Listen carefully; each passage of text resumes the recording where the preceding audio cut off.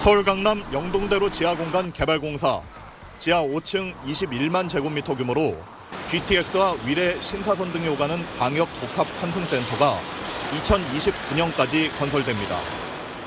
이딴 땅꺼짐의 대규모 지하공사에 대한 시민 불안이 커지자 서울시가 점검과 함께 공사 현장을 공개했습니다.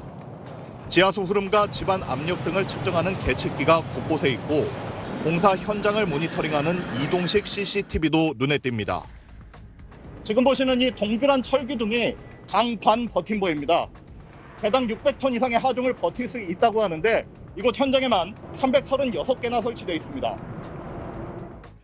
오세훈 서울시장은 그동안 노후 상하수도관이 땅꺼짐의 주요 원인으로 지목됐는데 최근엔 굴착공사도 문제라고 밝혔습니다.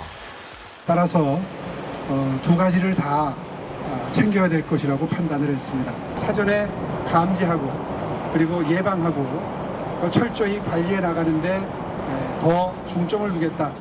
서울시는 대형 굴착 공사장에 대한 GPR 검사를 월 한 차례 실시하고 결과를 서울시 홈페이지에 공개하기로 했습니다. 또 노후 상하수도 개선 예산을 2배로 늘려 연간 100km가 아닌 200km씩 교체하겠다고 밝혔습니다. 국토부도 다음 달까지 전국 대형 굴착 공사장 98곳을 특별 점검하겠다고 밝혔는데 뒷북 대응이라는 비판도 나옵니다. 사전 예측과 예방이 먼저 좀 이루어져야 된다는 거죠. 혼돈이 돼 있는 상태거든요. 컨트롤 타워가 일어날 필요가 있고요. 사고 뒤 반짝 쏟아내고 마는 대책이 아닌 안전이 확보될 때까지 체계적으로 대책을 실행하는 게 중요하다고 전문가들은 강조합니다. SBS 윤나라입니다. 대문을 둘러싸고 있던 돌담과 지붕이 사라지고 갈라진 흔적만 남았습니다. 외벽 곳곳에 나 있는 균열은 지금도 그 틈이 벌어지고 있습니다. 광주 북구에서 주택 4곳의 외벽 일부가 무너지거나 균열이 발생해 주민 6명이 긴급 대피했습니다. 우리는 막 두드러기래. 그냥 소리가 큰 소리가 나고 개도 짖고 그래서 나와봤어요. 그래서 보니까 그냥 이거 무너져가지고 그냥 엉망이 되어버렸어 이제. 주민들은 광주 지하철 2호선 공사가 시작된 뒤로 땅이 내려앉거나 벽이 갈라지는 현상이 심화했다고 주장합니다. 사고 당일 오전 담장 틈이 벌어져 위험해 보인다는 민원이 접수됐지만 시공사는 현장을 보더니 다음 주에 조치하겠다는 말만 하고 돌아간 것으로 알려졌습니다. 하루도 채 안 돼 사고가 난 건데 시공사는 완공 후 보험 절차에 따라 보상하겠다는 입장입니다.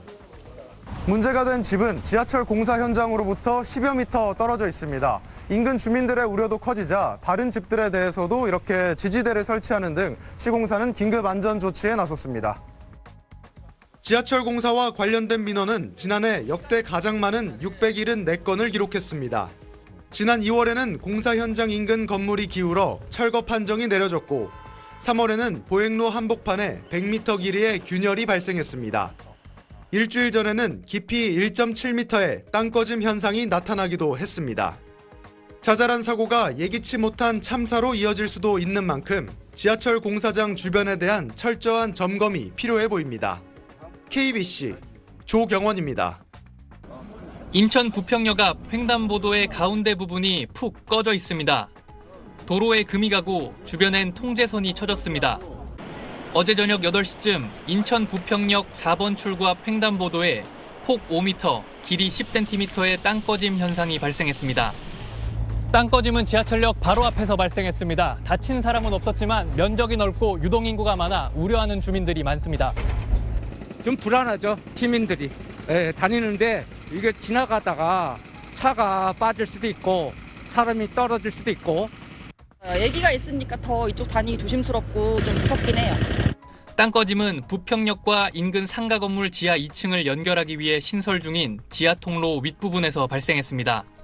인천시는 지하 통로를 만들고 겨울에 흙으로 메워둔 부분이 얼어 있다. 날이 풀리면서 일부 녹아 땅이 가라앉은 걸로 보인다고 밝혔습니다. 통로 만들고 위에 이제 5m를 흙을 덮었지 않습니까? 근데 그 덮은 게 겨울에 얼었다가 녹으면서 침하됐다고. 다만 도로 아래 상하수도 등 물이 흐르는 시설이 없고 쌓여있는 흙 5m 깊이 중 10cm 정도 가라앉은 상황이라 추가 땅꺼짐 가능성은 크지 않다고 설명했습니다.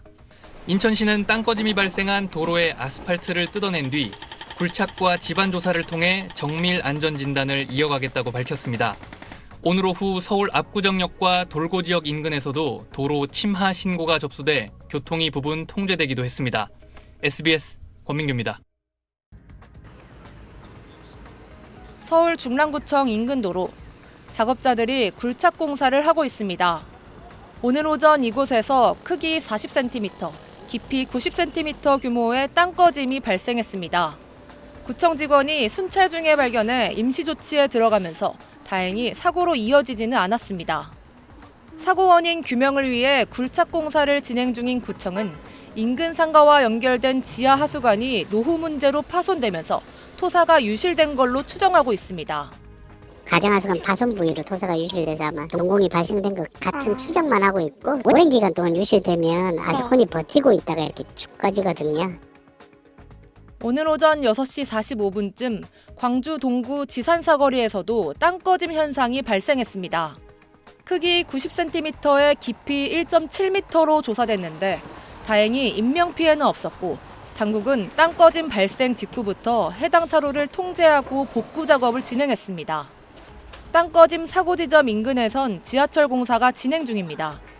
구청 측은 환기구 조정을 위한 굴착 공사로 집안이 약해진 데다 어제 내린 비로 공사 현장 주변 토사가 일부 유실되면서 땅 꺼짐이 발생한 걸로 추정하고 있습니다. 전국 곳곳에서 크고 작은 땅 꺼짐 현상이 이어지면서 언제 어디서 사고가 일어날지 모른다는 시민 불안은 점점 더 커지고 있습니다. SBS 김봄입니다.